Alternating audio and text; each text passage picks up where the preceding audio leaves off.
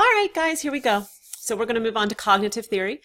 One of my faves. This is Jean Piaget. Isn't he cute? Love him. So this cognitive theory is going to have to do with our cognition, and that has to do with the way we think. Why we think the way we think is something that Piaget was deeply interested in. Why do we think the way we think? Why do we know? How do we know what we know? The processes of knowing is what he was really, his whole life, kind of really interested in discovering. And this is what drove him.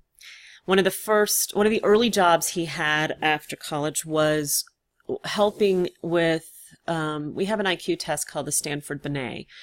But it didn't start out as the Stanford Binet. The Binet created this test before it came to America in France. And so Piaget actually worked in the helping to read the questions, see, to kind of look at the questions and the patterns and so forth. And one thing he kept finding was that children of certain ages seem to miss the same kinds of questions. So why? Why do children 6, 7, or even, 5, 6 know some things, but they don't know others? But that they do know them at 7 or 8. And so why do they keep missing, and how do they know what they know? How does this grow inside of them? How people think over time. So he has a theory, he has stages in his theory, and we will be, I don't know what that is, but we're going to get rid of it. We will be looking at these closely as we go through the course. Birth to 2, he has sensory motor, senses, motor, active object permanence. So this is our 0 to 2 time period that we'll be looking at. 2 to 6, which is early childhood. Pre-operational, meaning before logic. Very magical thinking, language, imagination, symbols. I'm not going to do a lot with this because we do this very,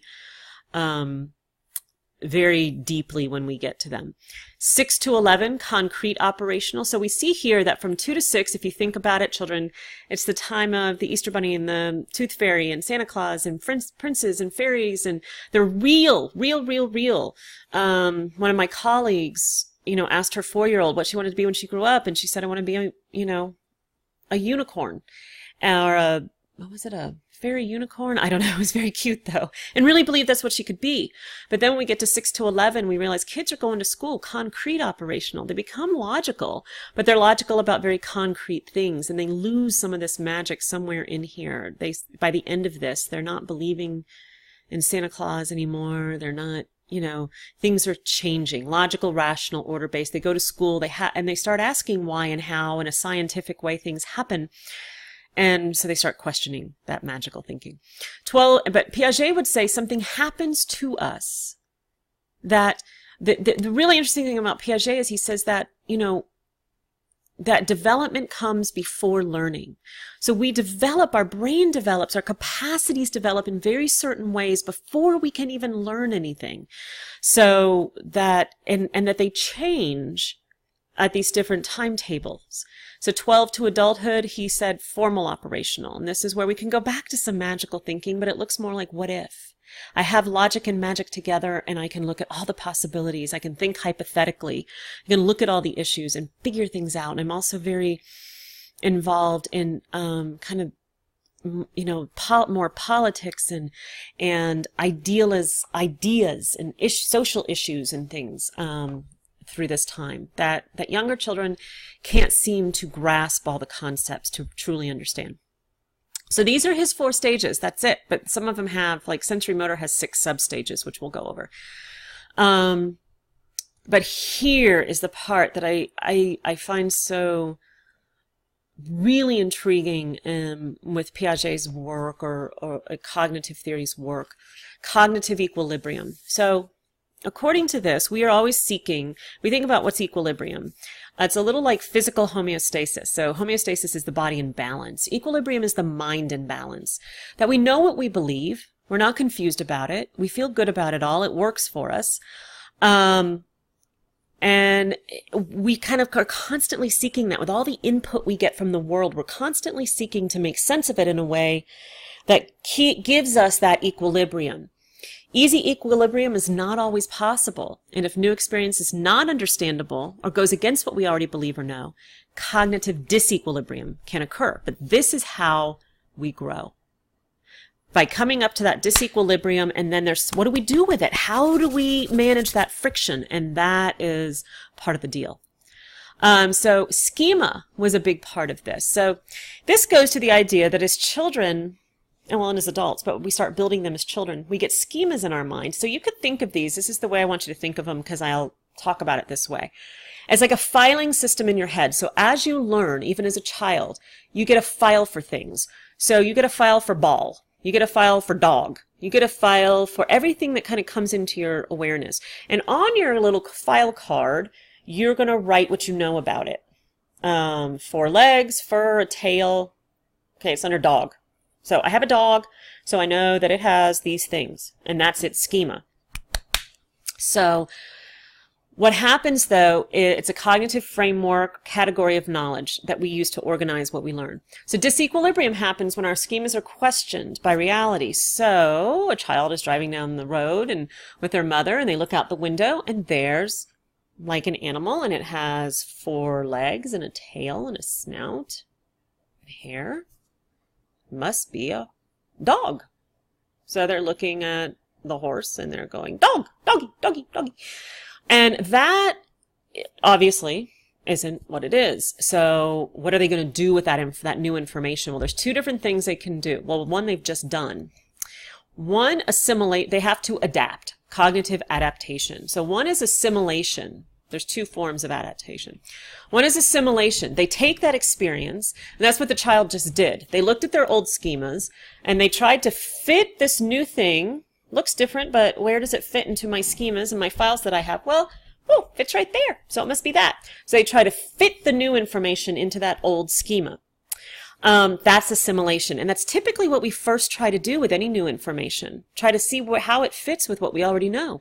And then we have accommodation if we can't.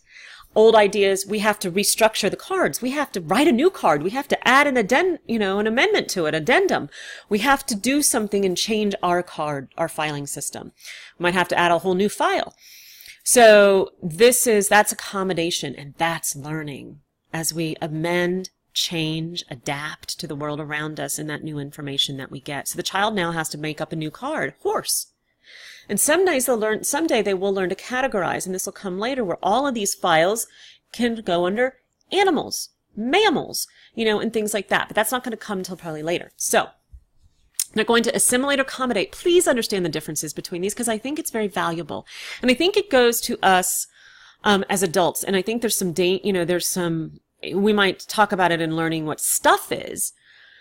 But as we get older and we're more in that hypothetical abstraction type area, social issues, if we have schemas for everything. So I'm from Florida, I'm from the South, right? So I can do this one. So if in your life, somehow along the way, you learned that Southerners are whatever the stereotypes you're going to have for Southerners.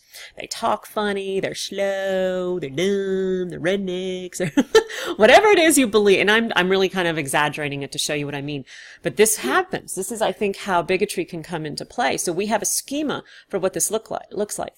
So then we meet somebody in our life, we go to college, and we're like, oh, wow, that person's from the South and they seem rather intelligent. Well, I mean, I could try to assimilate that information and say, well, they're really not. Maybe their parents aren't from the South, or they're not really from the South, or whatever. I may try to assimilate it, or I may have to change what I think about Southerners. The ability to not accommodate is important in our society to consider what that looks like.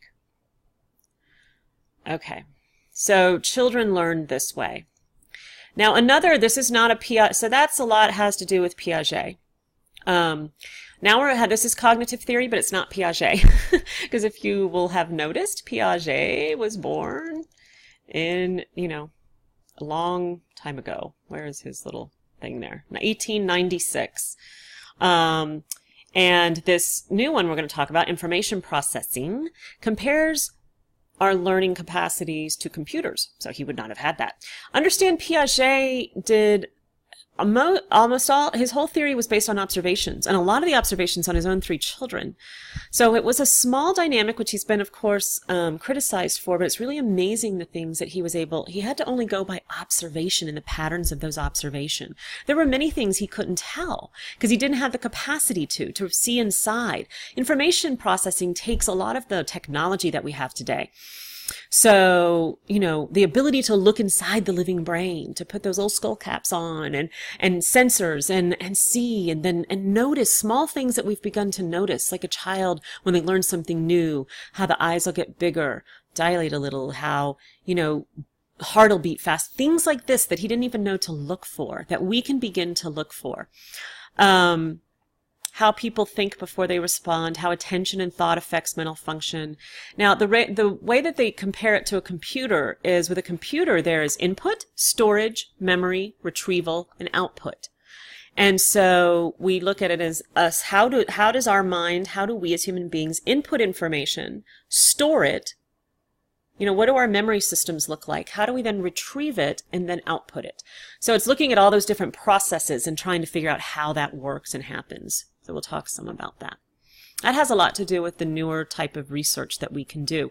And a lot of times it's Piaget's sort of ideas that we take the information from and do new research on to see basically how he was wrong.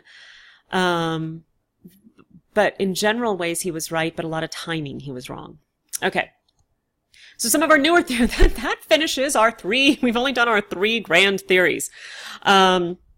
But I'm going to look very briefly at our newer theories. So we have Sociocultural Theory. Oh, so new. 1896 he was born. Look how young he was when he died. He did not live a long time, and so didn't have time to really work with his own theory very much. But it's amazing how Vygotsky, the founder of this sort of sociocultural theory, has been immensely influential in the education world. Development results from a person's interaction with their social and cultural surroundings. So we are shaped by the culture in which we live. Culture is integral. Apprenticeship in thinking. This is he is a cognitive theorist, just like Piaget, but where Piaget believed that development comes before learning, Vygotsky held that learning precedes development. And potentially, I guess, therefore, is the cause of development. Things come from the outside to develop us, whereas for Piaget, it was from the inside out. He has a lot of terms. Vygotsky has a lot of terms that you can still hear in education. Apprenticeship in thinking. That children, just like we can get apprenticeships out in the world if we want to be a, IT tech or whatever we want to be in this world, we can become apprentices to those jobs. That children are apprentices in thinking, and that they're taught by those that are more older and more skilled in their culture. It doesn't have to be in a teacher, though he believed heavily in instruction and teaching. But parents are the first ones, and even older peers, older siblings and so forth, older children. This is another big one of his, zone of proximal development. I'm actually going to show it to you this way. So here you have the learner, and what they already know. Out here, so if you just teach what they already know, you're going to bore them. Hopefully you're not all bored. If you teach them what is way beyond their capacity and ability to learn, they're not ready for, they haven't had enough information yet, then they're going to get frustrated and it's going to be too difficult. What we need to learn for children to parent or teach is this zone of proximal development. What they can learn with guidance. It has to be exciting and challenging, but what is appropriate learning for them? And it's, I think, interesting if we think about it, has our education system sort of decided what the zone of proximal development is for particular ages? And maybe some of that is based on Piaget's type work or the work of those who did IQ tests in terms of, okay, what does a 5th grader need to know? What is their zone of proximal development? We have assumed those things, but is that going to be the same for every child? No, no, no, no, no. So that's where norms can be both helpful in determining curriculums, but then dangerous in assuming what if a child doesn't fit a norm? Okay. Here we have the universal perspective. 2 men here. We have Carl Rogers over here on your right, and my right too, and Abraham Maslow. Humanism. So what's interesting about humanism, these guys were born in the early 1900s, but a lot of their work became If you look at the kind of play of psychology, especially like in America, with Watson, behaviorism took over for a long time. We had introspection kind of early, or, some of the psychoanalysis. Then we had a lot of behaviorism. And then a little bit later on in the earlier decades, middle decades, cognitive sort of became more popular, looking at the mental processes. Humanism is about the heart processes and the emotional processes of people and how they perceive situations at an emotional level as well as a cognitive level. And it also looked a lot about it, a lot of psychology in the past had looked at what's wrong with people. How do we normalize people? How do we take people and their problems and normalize them? So it had looked a lot at pathologies, which it still does. But humanism is one that looks at the potential of good for humans. What is it? It's really sort of was the parent of the human potential movement, the self-help movement, the growth movement, the self-growth movement. And it became very popular in like those 60s and 70s when we started to see changes in our culture. Kind of free love, free thinking, we kind of went from some of the constraints of behaviorism and the way everybody was supposed to behave to everybody we went, whoa, to, whoa, do whatever all of this in the 60s and 70s. And so people were hungry for this information. Oh, brief pause, just a brief pause for a dog barking. So it believed that in potential, and it wanted to look at human needs and emphasize what we have in common instead of how we were different or what was wrong with people. So concerned with individual perception and uniqueness and positive mental health. How are we healthy? How do we get healthy? Seeing the world as people see it. So in therapy, they wanted people to understand that you had to see through the lens of the person and that the person had information for themselves. It wasn't like the therapist is expert. But what does the person know? What is the wisdom of the person inside? Looked at motivation and needs of individuals, what needed to be fulfilled for people to be healthy. So Carl Rogers, this dude over here on the right, he started client-centered therapy, where it was more about what you have the wisdom to know what is best for you, and I'm there to listen and reflect that information back to you based on how I understand it. And he believed that we need to give people unconditional positive regard in life and in therapy, and that the goal of life is to strive toward the fullest development of one's potential. So then we have Maslow's hierarchy, which maybe you've seen. And he has 5 levels here, starting with physiological, safety, belonging and love, esteem, and then self-actualization. Now, the thing about Maslow is he believed that you kind of have to start at the bottom and go up. And he doesn't have an age to this because we can get stuck anywhere. People can get stuck on safety needs for the rest of their lives and not really be able to create belonging and love. Or we can kind of move up here, and then when tragedy happens, we kind of move back down. People that, that are in, like Hurricane Katrina, they had to come back down to some of these needs, right? And get those fulfilled. They couldn't worry about things way up here. I see this in terms of countries. There are countries, our country might really be about kind of our esteem needs and things. Our 80s were definitely about that, our 1980s and stuff. We look a lot for, how do we give children competence and recognition and approval. But there are countries that still don't have food and drink and shelter. And we can't, as a country, expect them according to Maslow's hierarchy, I don't know if he ever said this, to be worried about these kinds of things, or even respond to situations from this place or higher, that they're going to respond at this need. The same with war-torn countries. So we see these things. This is where a lot of young people are. We get here, and sometimes we get stuck here. So if we can identify where people are on the hierarchy, we know how to help them or be with them. One thing that Maslow said about self-actualization, very few people ever reach it, that they have a clear sense of what is true and what is phony. There are people that focus on problems outside of themselves.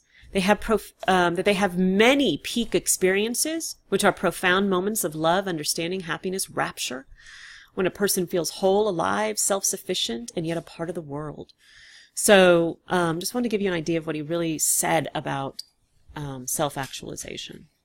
So there's only one more theory, so I'm going to finish it up here. Evolutionary theory. Very interesting. It was based on Darwin and kind of the survival of the fittest, and that we are driven by the need to survive and reproduce. That we want the species to survive, and so to do so we need to reproduce. So we need to live and mate.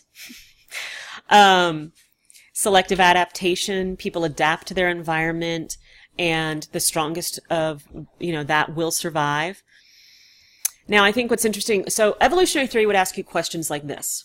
If you had a 1 and a 5-year-old, and you were in a boat, and the boat was sinking, and you could only save one child, which would you save? It's a horrifying question, but evolutionary theory has reasons for your answer. Now, of course, we're together, we'd talk about it, but what evolutionary theory would say would be that you would choose the 5-year-old because more children die before 5 than after. So there are more diseases that get children, more things that can kill them before the age of 5. And so there is a greater chance of survival after 5. It also asks things like, why do men, if we'll assume they do, like younger women? Well, survival theory, you have to think about it like that, would say that younger women will have more years to reproduce. And so more children they can carry their seed. It will ask, why do women like older men? Men can reproduce for a much longer period of time, but older men might be more stable, more willing to stick around, and be able to commit to the relationship. So these are the kinds of questions that it's always going to answer it by how is the species going to survive and continue to reproduce. So that is it for our theories. I know this has been long, guys, but I really hope you found some of it interesting, and we'll begin to build on it as we go through the units. Be well. See ya.